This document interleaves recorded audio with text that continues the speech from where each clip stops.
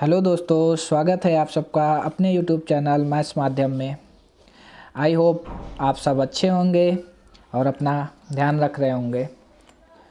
तो दोस्तों शुरू करते हैं हम अपना सेशन मैथ्स के क्वेश्चनों के साथ। तो चलते हैं अपने पहले क्वेश्चन की तरफ। पहला क्वेश्चन ये रहा, एक आदमी ने 12% छूट पर एक घड़ी खरीदी। यदि उसने इसे 24% छूट पर खरीदा होता तो उससे घड़ी से 2400 रुपये कम मिलती। घड़ी का अंकित मूल्य ज्ञात कीजिए। तो हमें पता है अगर हम 12% की छूट देते तो 88 रुपये में खरीदते, अगर 24% की छूट दे रहे हैं तो 76 रुपये में खरीदते। और इन दोनों का अंतर 12 है और 12 यूनिट की वैल्यू हमारी 2400 रुपये दे रखी है।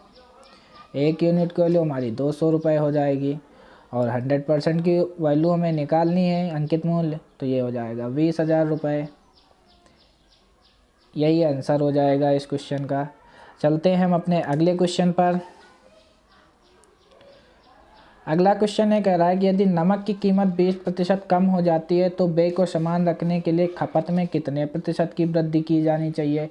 अगर कीमत 20% है तो 20% की कमी हो रही तो 20% की फ्रैक्शन 1/5 होती है, तो 5 से 4 हो जा रही कीमत। तो खपत जो रेशियो होता है इसका उल्टा होता है, 4 से 5 हो जाएगी।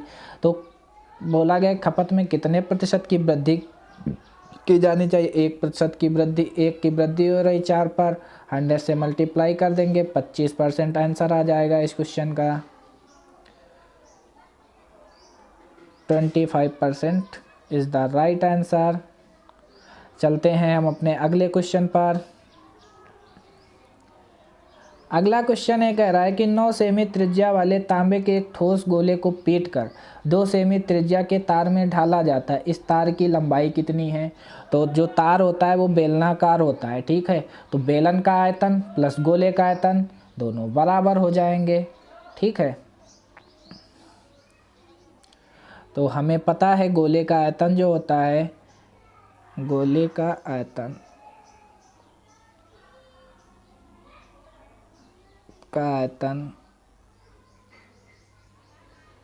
बराबर बेलन का आयतन को हम v से डिनोट कर देते, ठीक है, बेलन का वैल्यू। तो हमें पता है कि गोले का जो आयतन होता है वो होता है 4/3 पाई r क्यूब, और जो बेलन का आयतन होता है वो पाई r² h। तो हमें तार की लंबाई कितनी यानी ऊंचाई ज्ञात करनी है, ठीक है। तो हम क्या करेंगे, पाई से पाई कैंसिल कर देंगे। तो 9 सेमी त्रिज्या वाले एक तांबे के ठोस गोले को पीट कर, ठीक है। तो त्रिज्या जो है, गोले की त्रिज्या जो दे रखी है वो 9 सेंटीमीटर दे रखी है, यानी 4/3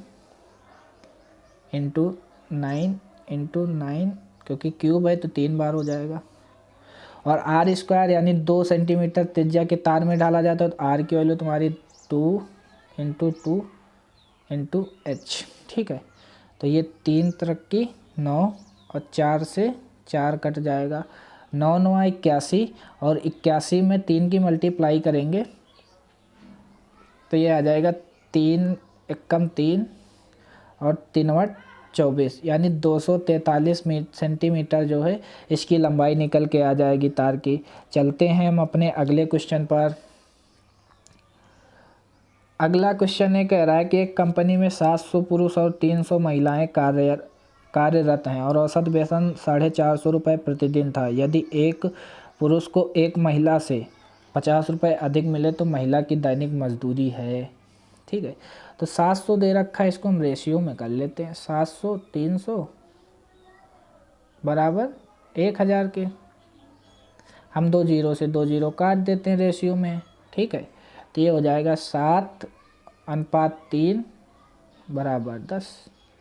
अब बोला गया कि औसत वेतन 450 रुपये प्रतिदिन था दोनों का मिला के, और एक पुरुष को एक महिला से 50 रुपये अधिक मिलते हैं। तो पुरुष का जो वेतन हो जाएगा 7x + 50, और महिला का जो वेतन हो जाएगा वो 3x हो जाएगा, और टोटल औसत वेतन 450 इंटू 10, तो ये हो जाएगा तुम्हारा 7x 350 प्लस 3x बराबर 4500।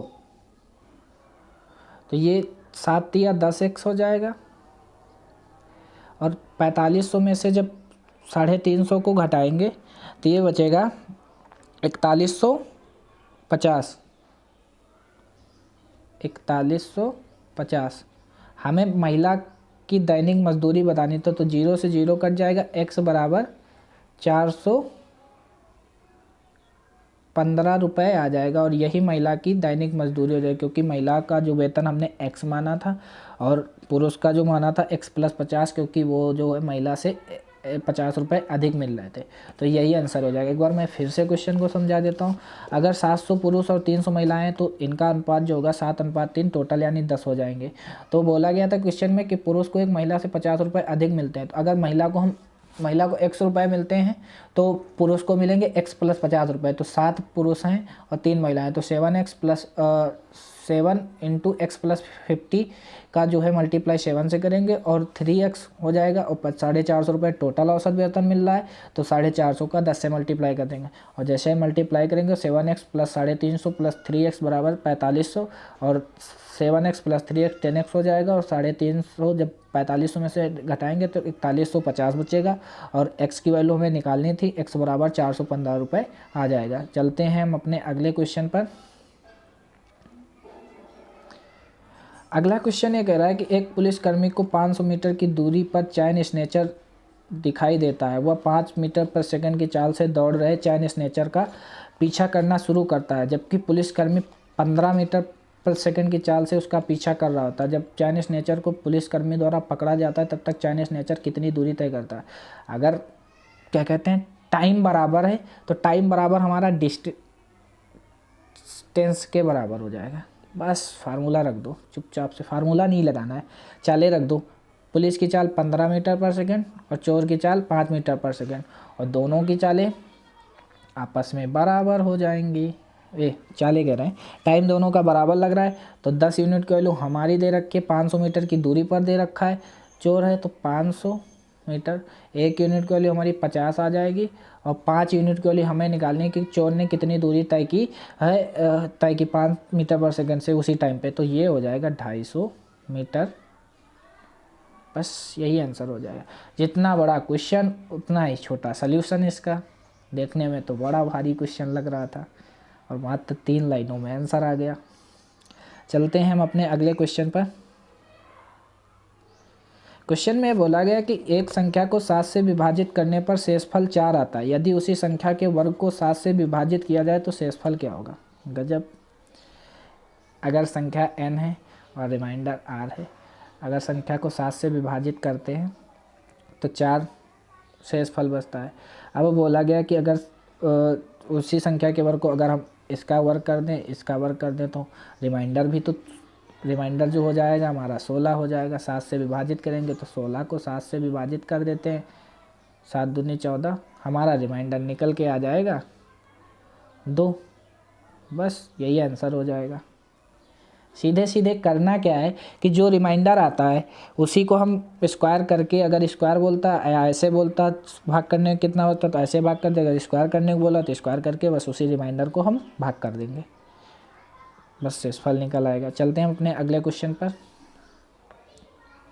अगला क्वेश्चन ये कह रहा है कि मान लीजिए बिन ओ एक वृत्त का केंद्र है। पहले तो मैं एक सर्कल ड्रॉ ही कर लेता हूँ, ये रहा सर्कल। ओ वृत्त का केंद्र है और पी वृत्त के बाहर एक बिंदु है। ठीक है भाई, पी एक बाहर वृत्त के बिंदु है, मान लिया भाई बिंदु है।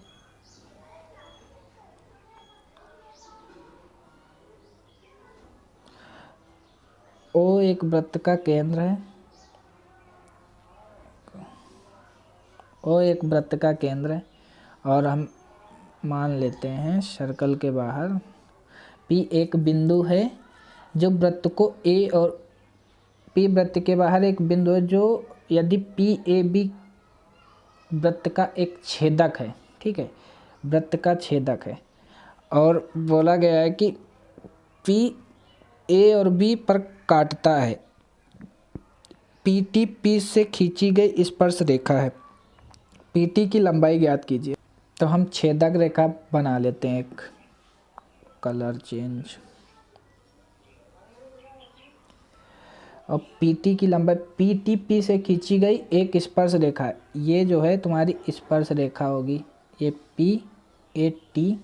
अब बोला गया है, क्वेश्चन में क्या बोला गया था कि पी ए बी का छेदक बिंदु है। अगर ये ए यहाँ पर है और बी यहाँ पर है, इसका छेदक बिंदु तुम्हारा पी हो जाएगा। सॉरी, ये बी और ए उल्टा डिनोट कर लिया मैंने। यहाँ पर होगा तुम्हारा ए, क्योंकि पी ए और पी बी, ठीक है। क्वेश्चन में हमें दे रखा है कि पी ए बराबर 3 सेंटीमीटर और ए बी बराबर 9 सेंटीमीटर, 9 सेंटीमीटर, ठीक।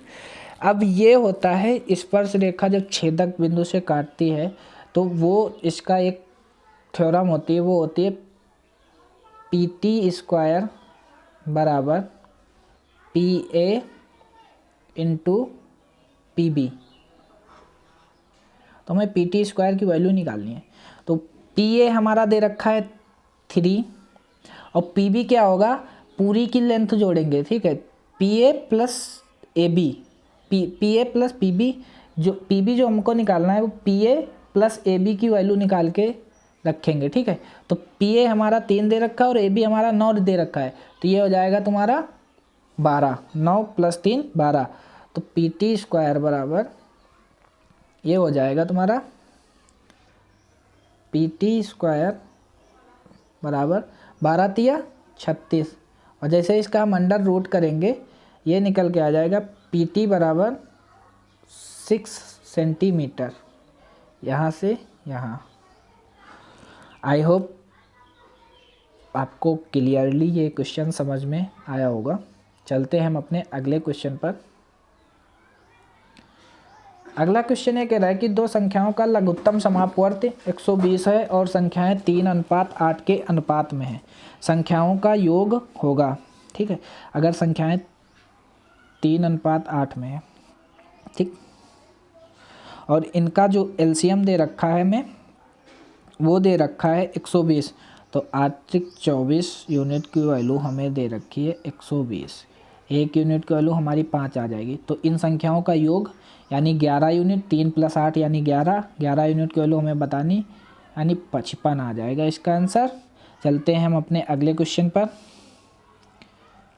अगला क्वेश्चन है कह रहा है कि 240 मीटर लंबे ए रेलगाड़ी एक खंभे को 24 सेकंड में पार करती है, तो 650 मीटर लंबे प्लेटफार्म को पार करने में कितना समय लगी। तो हमको रेलगाड़ी की चाल निकाल लेनी है। पहले 240 खुद की लंबाई को पार करेगी जब, तो यहाँ से चाल जो होगी वो 10 मीटर पर सेकंड हो जाएगी, रेलगाड़ी की चाल निकल के आ जाएगी। अब बोला गया है कि 650 मीटर लंबे प्लेटफार्म को पार करने में कितना समय लगा। अब प्लेटफार्म रेलगाड़ी जो पार करेगी वो प्लेटफार्म प्लस खुद की लंबाई को पार करेगी, यानी 240 + 650 अपान 10 मीटर पर सेकंड की चाल से चल रही है। तो इसको जैसे ही जोड़ेंगे हमारा निकल के आ जाएगा ये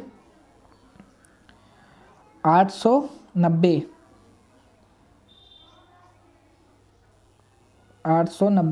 अपान 10, यानी 89 सेकेंड इसका आंसर हो जाएगा। चलते हैं हम अपने अगले क्वेश्चन पर। अगला क्वेश्चन है कह रहा है कि एक परीक्षा में विद्यार्थियों को उत्तीर्ण होने के लिए 35% अंक लाने अनिवार्य हैं। यदि सुनीता को 145 अंक मिले और वह 23 अंकों से अनुत्तीर्ण रही तो परीक्षा का पूर्णांक कितना रहा।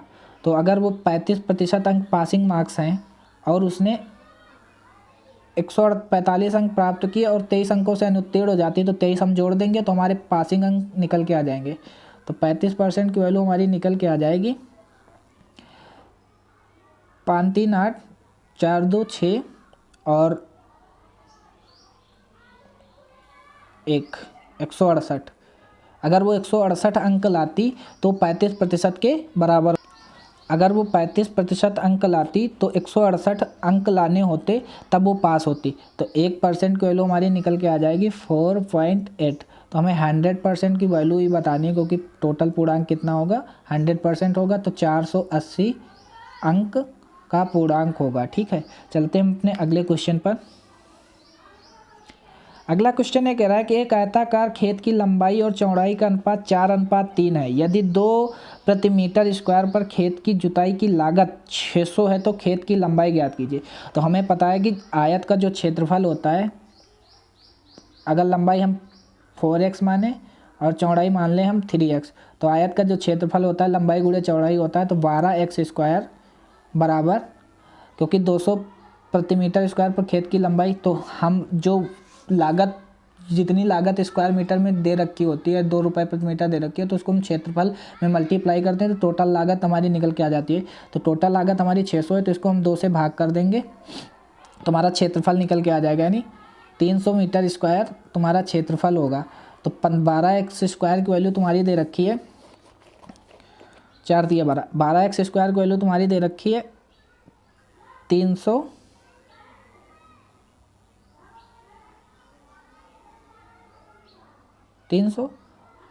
और 12 से जब भाग करेंगे, 12 दूना 24 और 12 पंचे 60, यानी x स्क्वायर बराबर 25 और x बराबर 5। x बराबर 5 आ जाएगा। अब बोला गया है कि क्वेश्चन में खेत की लंबाई ज्ञात कीजिए। अगर x बराबर 5 निकल के आ गया तो 4x की वैल्यू हमें बतानी है, तो 4 × 5 यानी लंबाई हमारी निकल के आ जाएगी 20 मीटर। चलते हैं हम अपने अगले क्वेश्चन पर। अगला क्वेश्चन कह रहा है कि 55 kg के एक मिश्रण में दूध और जल का अनुपात 7:4 है। अनुपात को 7:6 करने के लिए मिलाए जाने वाले जल की मात्रा है।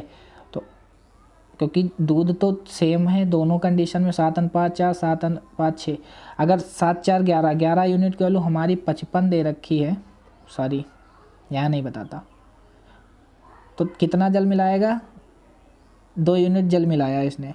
अगर मिश्रण पहले हमारा 11 है, 7 4 11, और 11 यूनिट की वैल्यू हमारी 55 दे रखी है, तो 1 यूनिट की वैल्यू हमारी 5 आ जाएगी। तो 2 यूनिट जल मिलाया जा रहा है, तो 2 यूनिट की वैल्यू हमारी आ जाएगी 10। यही आंसर हो जाएगा इस क्वेश्चन का। चलते हैं हम अपने अगले क्वेश्चन पर। Same to same question, sorry guys, इस क्वेश्चन को कर देते हैं हम डिलीट। 14 नंबर,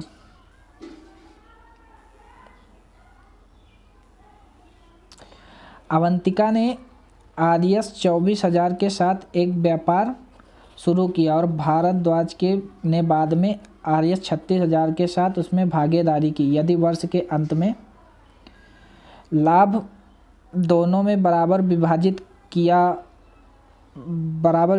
हुआ तो भारद्वाज ने उसमें कितने महीनों के बाद भागीदारी की।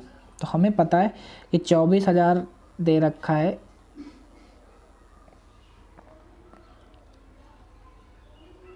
और ये दे रखा है तुम्हारा 36,000।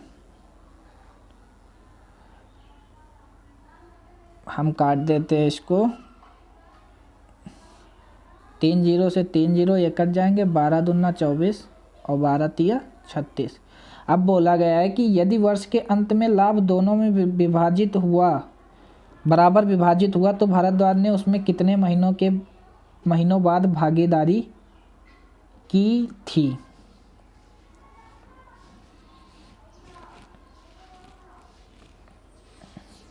तो इनका जो टाइम का रेशियो हो जाएगा वो हो जाएगा 3:2, क्योंकि जो कैपिटल का रेशियो मतलब पूंजी का रेशियो होता है उसका जस्ट उल्टा टाइम का रेशियो होता है।